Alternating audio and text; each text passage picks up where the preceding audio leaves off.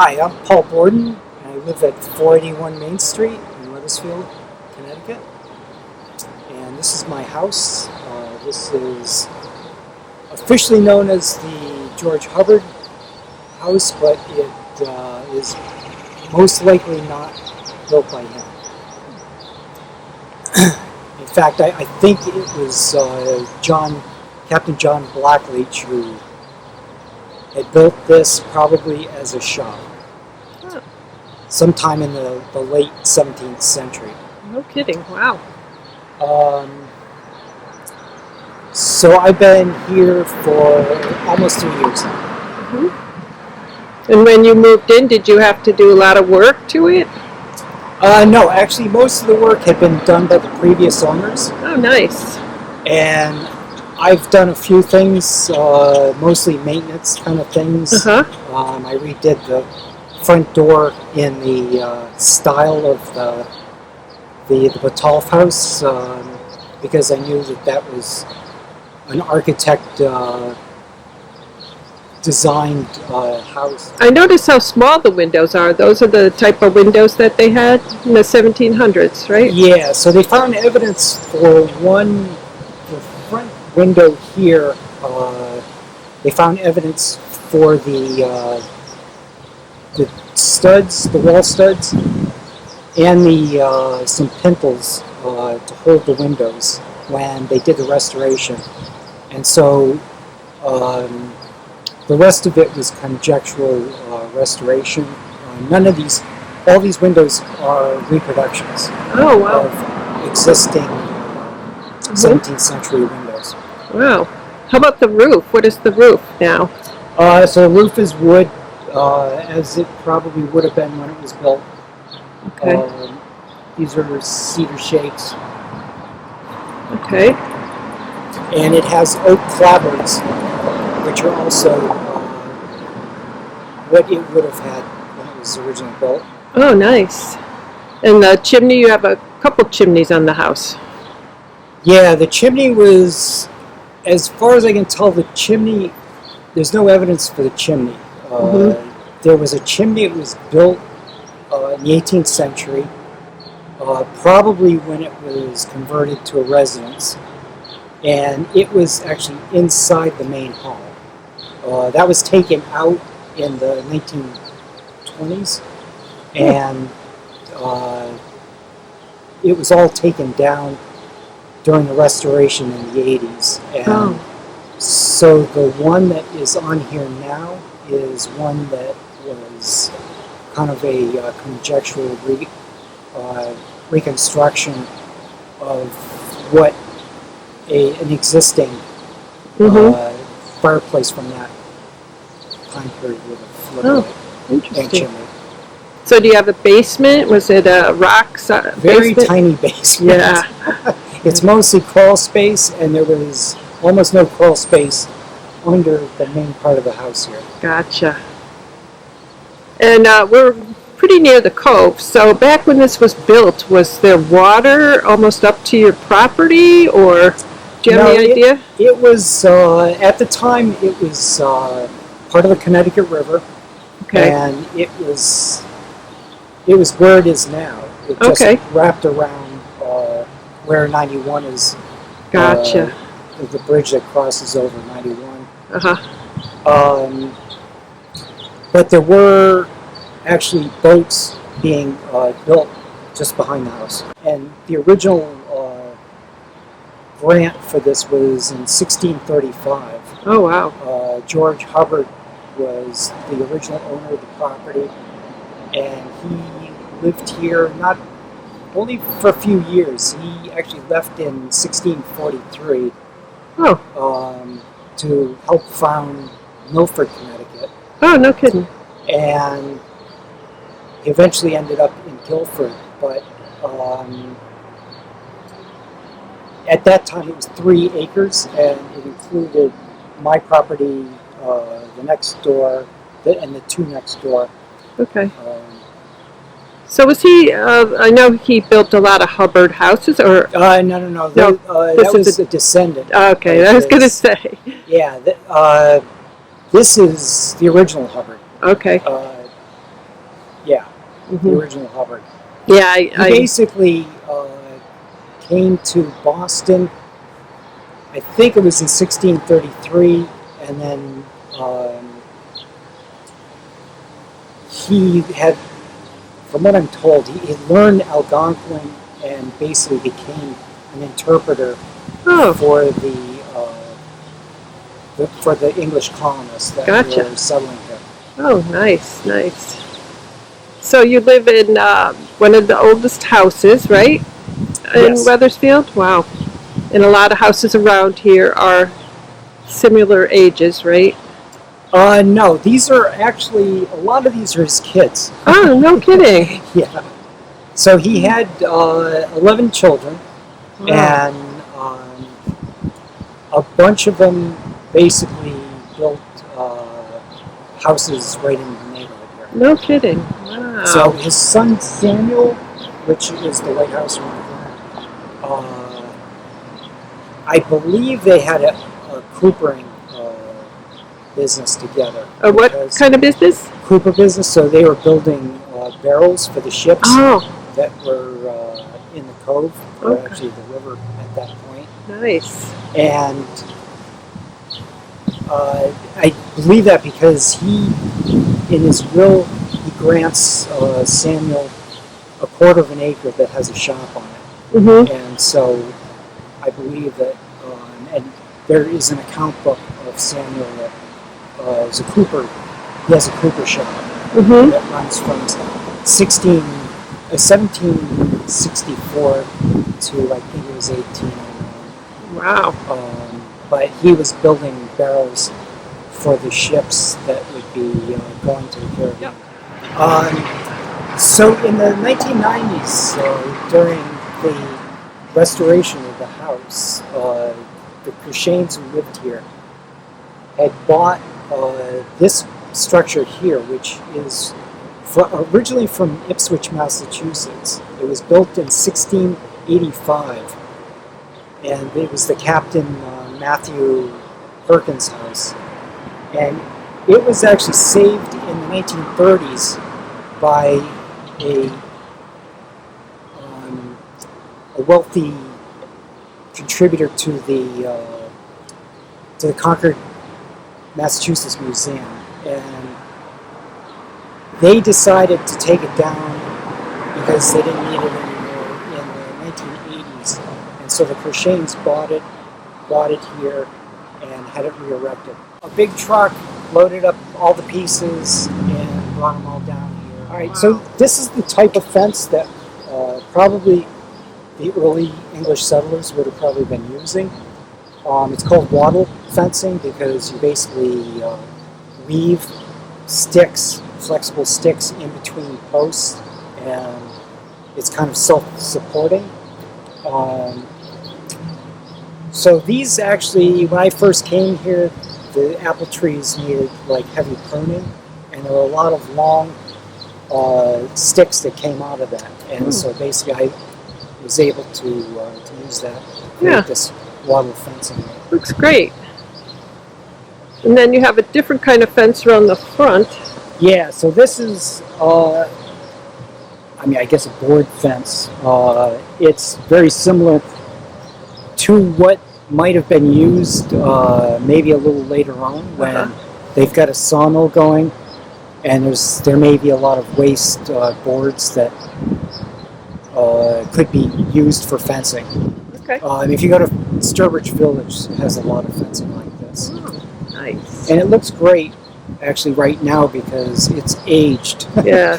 Which kind of nice. gives it like that ancient feel. Like I'm very thoughtful about like everything I do. Right. And it's just everything needs to kind of be really right.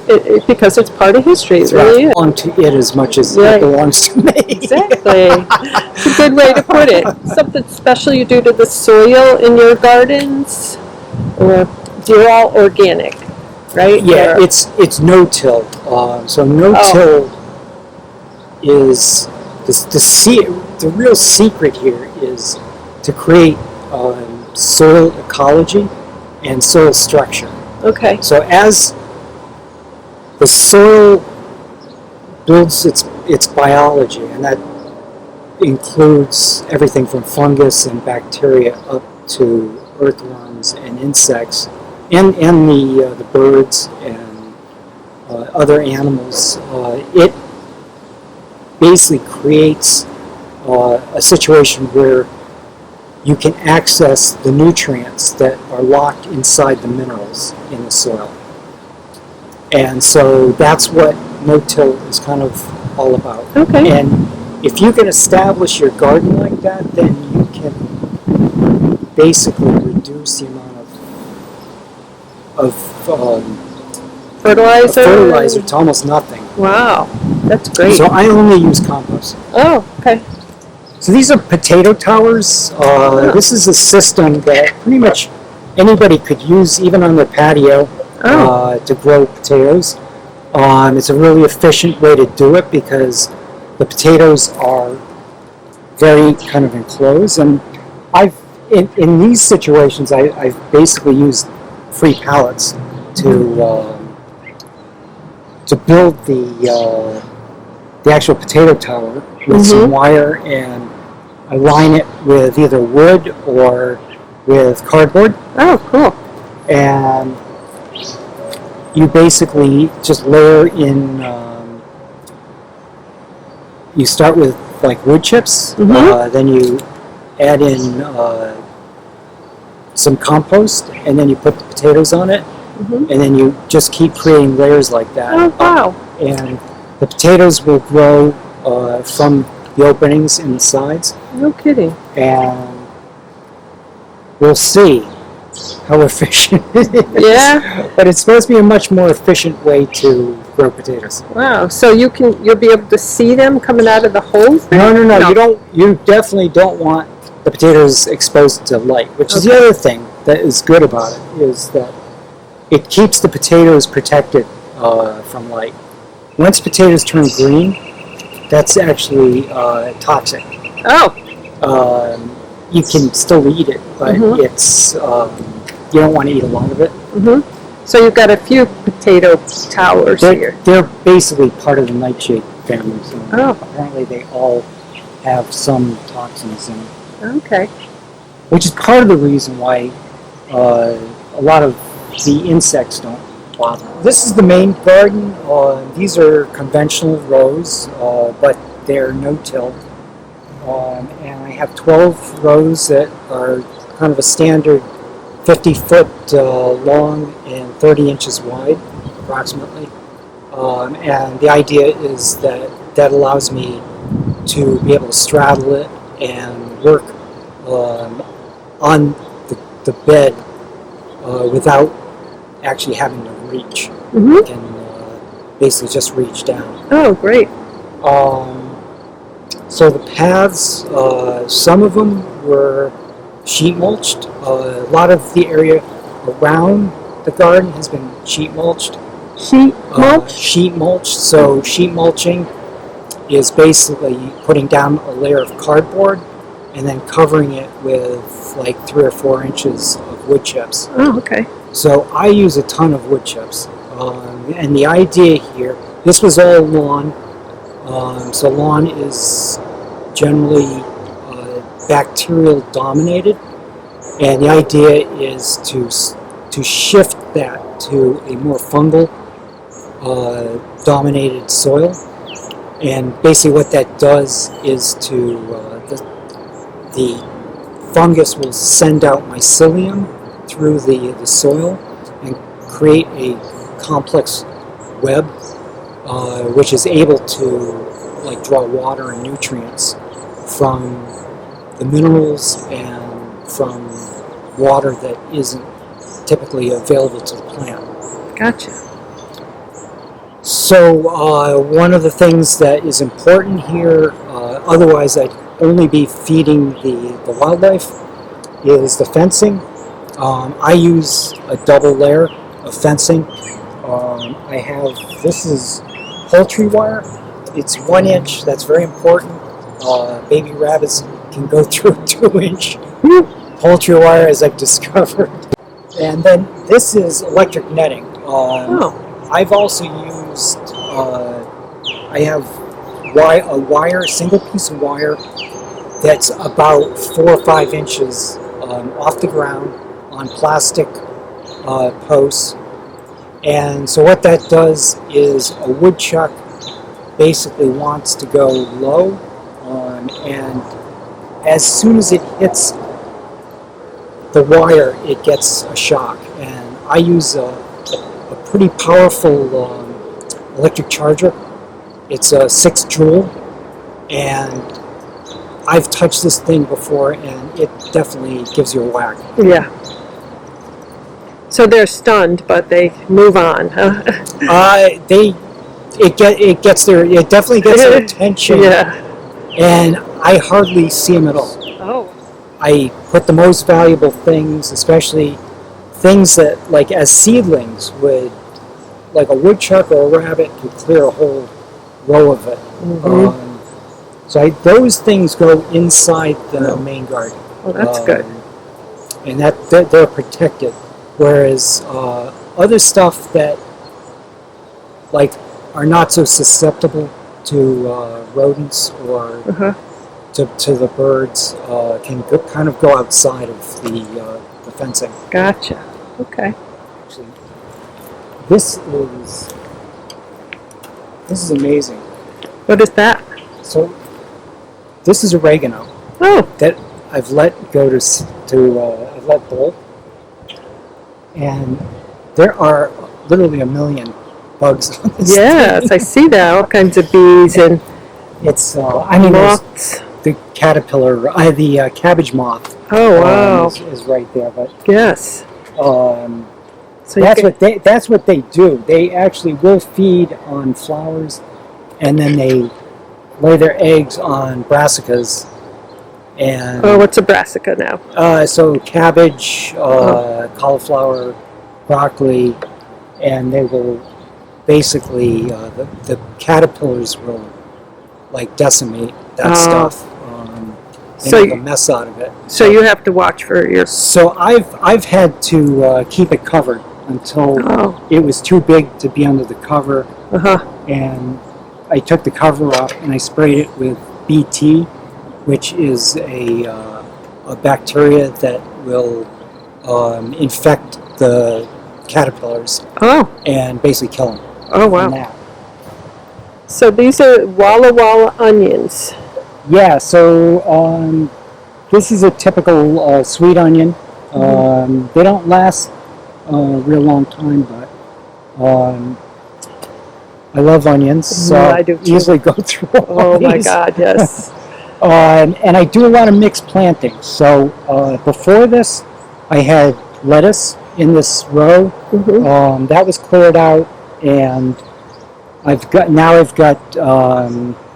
like a number of things. This is okra. I've got some shallots. There is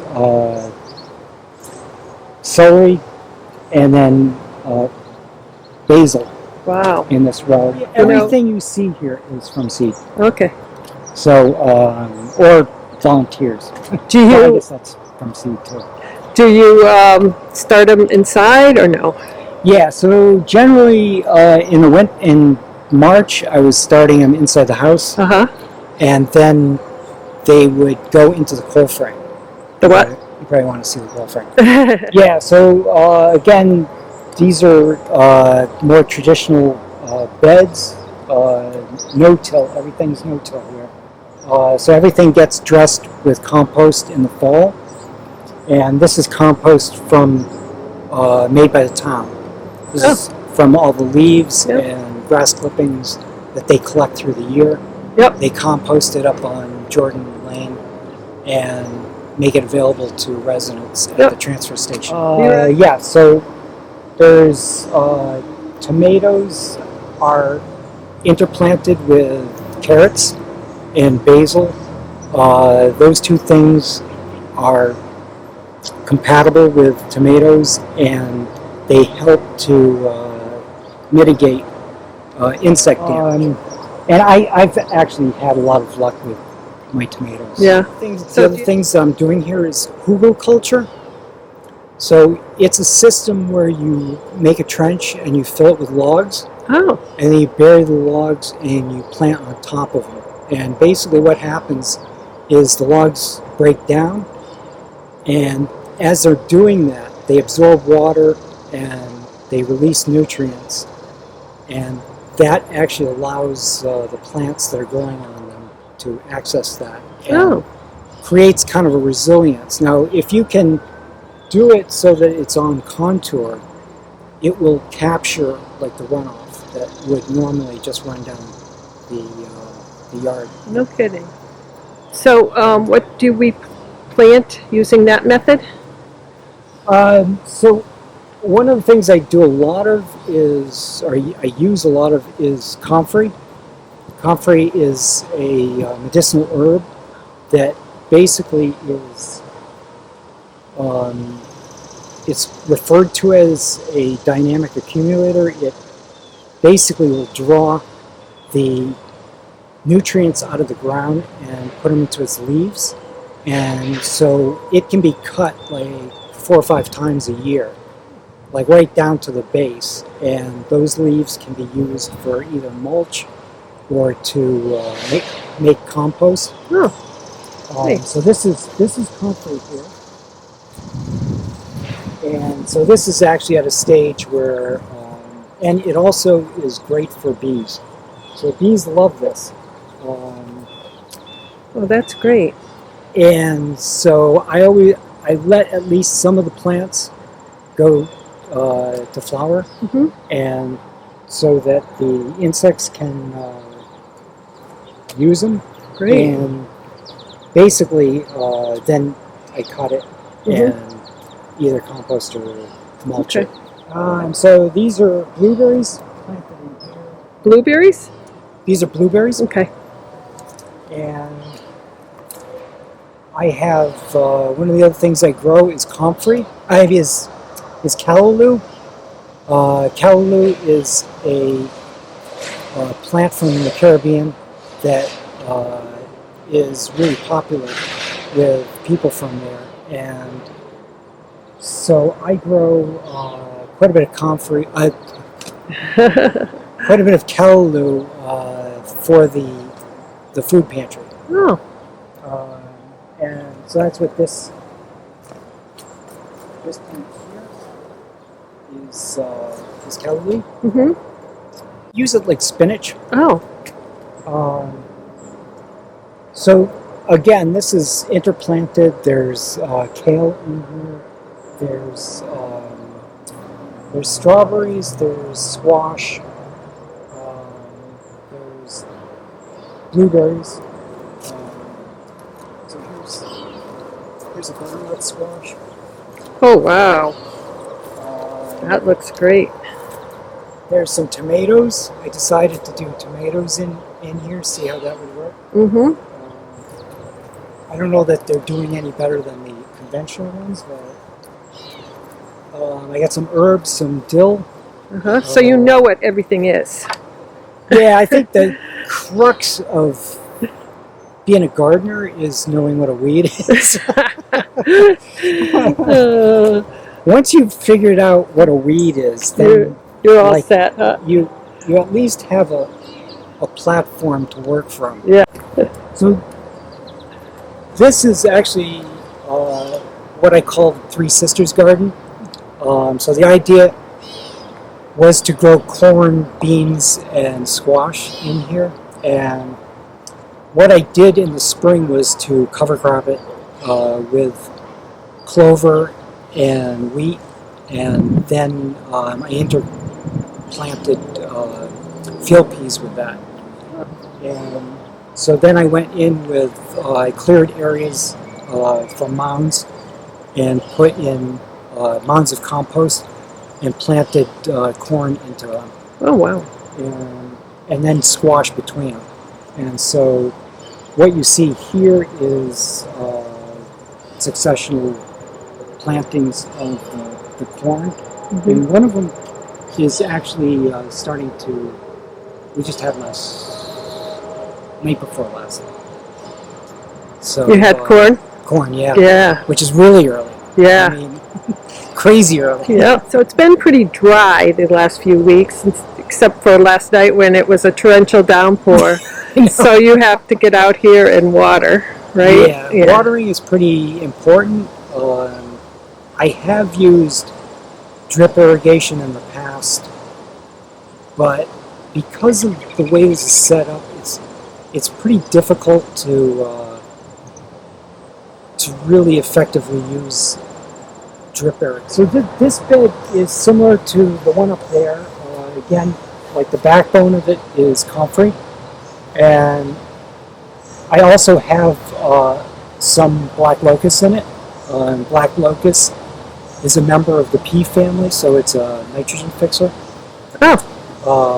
And the advantage of black locust is that it will fix nitrogen basically all season long. So not in the winter, but basically from like spring to fall, it's going to, the ribosomium will be fixing nitrogen in the soil. So so do you have to break it up? it's a great way to improve your soil.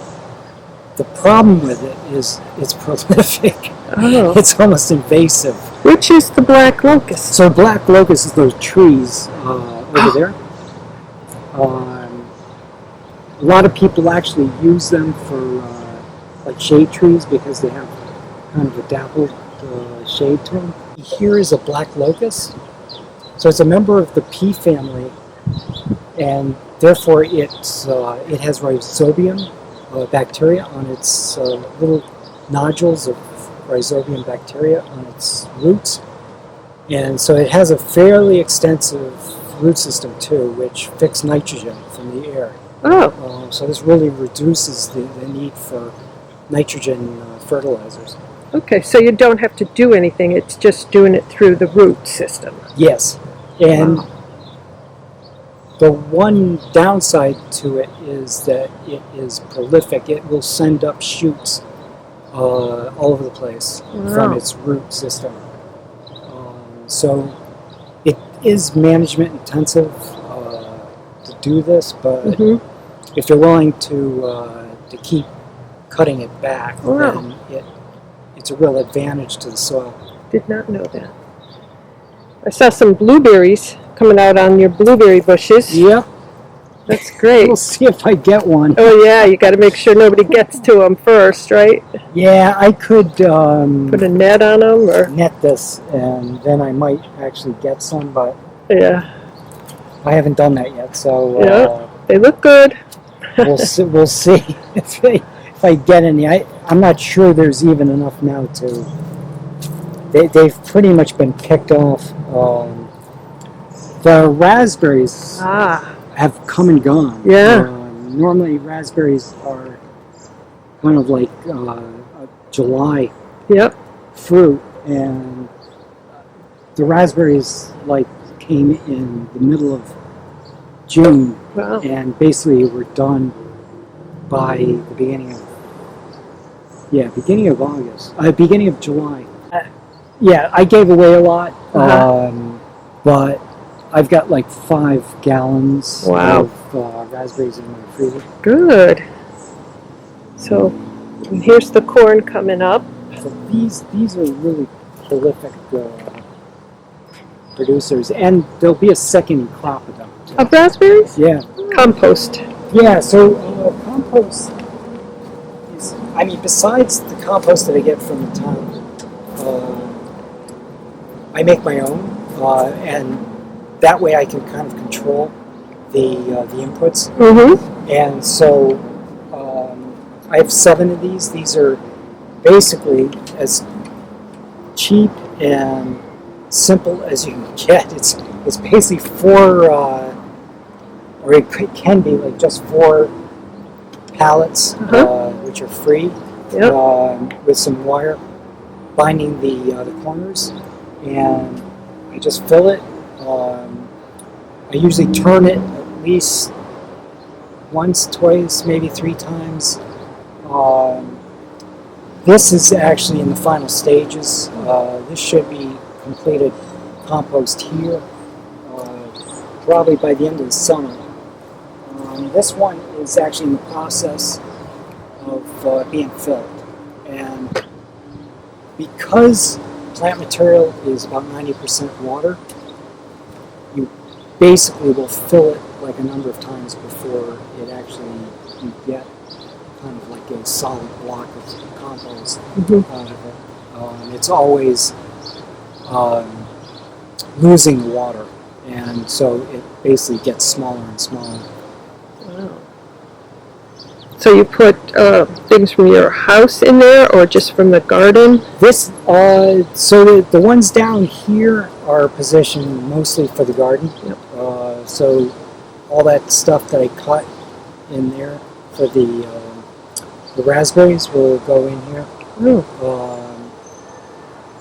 Whenever I take comfrey, cut the comfrey, it will go into one of these.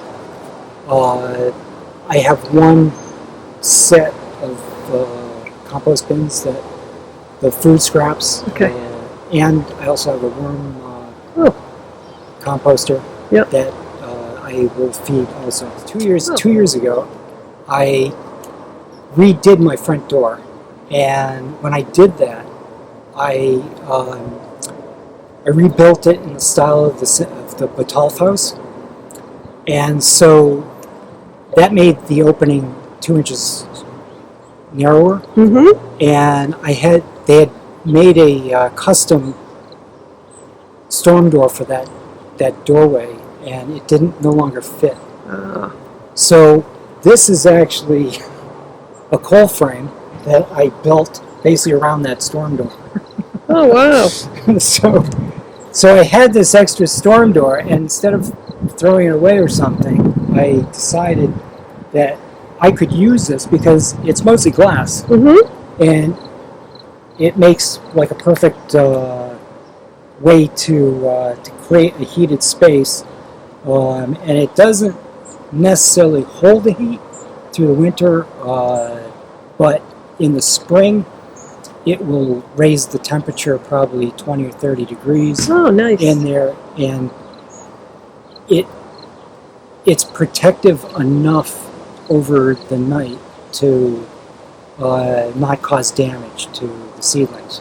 So in here I can put 9 72 cell trays. Yeah, and it's basically, this is at a 45 degree angle, so it gets like fairly direct sun right about March or April, beginning of April,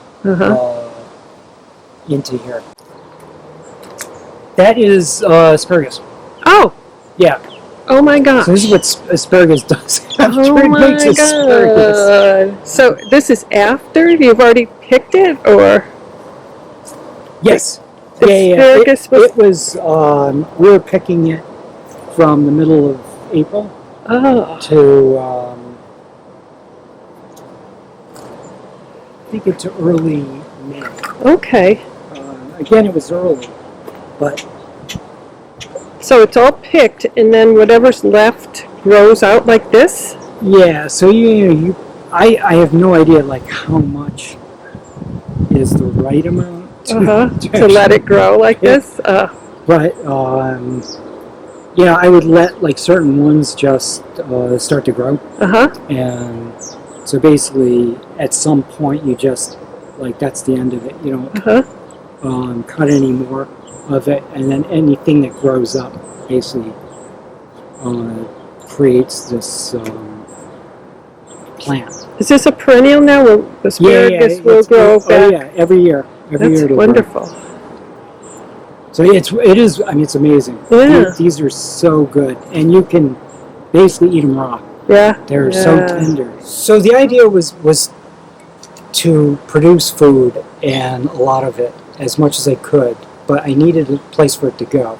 And I've done a small CSA before and didn't really care for it that much. Do you want to let everybody know what a CSA is? Community Supported Agriculture is a system where you ask for money up front, and then you promise to supply them with food through the season. Okay, thank you. And it wasn't much money, and I decided that I was going to donate it. Okay. I much prefer donating it. And so I found a food pantry in the north end of Hartford that was in real desperate need of fresh vegetables. Oh, And so I decided that that was where most of my food was going to go.